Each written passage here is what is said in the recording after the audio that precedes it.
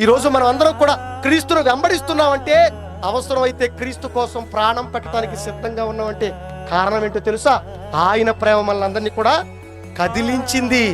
ఏంటయ్యా ఆయనలో ఉన్న సుగుణం అంటే, ఒకే ఒక్కటి, తన వారి కోసం ప్రాణం పెట్టేది. ఈ లోకం అయితే ప్రపంచంలో అందరి కోసం, అందరినీ ఒకేలా ప్రేమించే తత్వం, అందరి కోసం ప్రాణం పెట్టేంత త్యాగం, క్షమ, చనిపోతూ కూడా అశువులు బాస్తూ కూడా, తండ్రి వీరేమి చేస్తున్నారో వీరు ఎరుగరు గనక, వీరికి తెలియదు గనక వీరిని క్షమించండి తండ్రి, వీరిని ప్రేమించండి తండ్రి.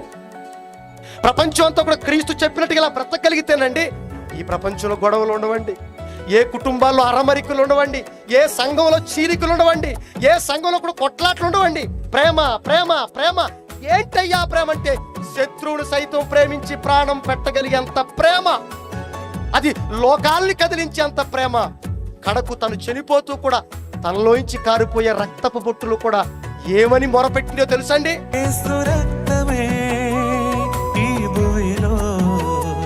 శత్రువులనైనా క్షమించమని అడుగుతుంది, ప్రతి మనుషుల ప్రతి పాపాన్ని కడుగుతుంది.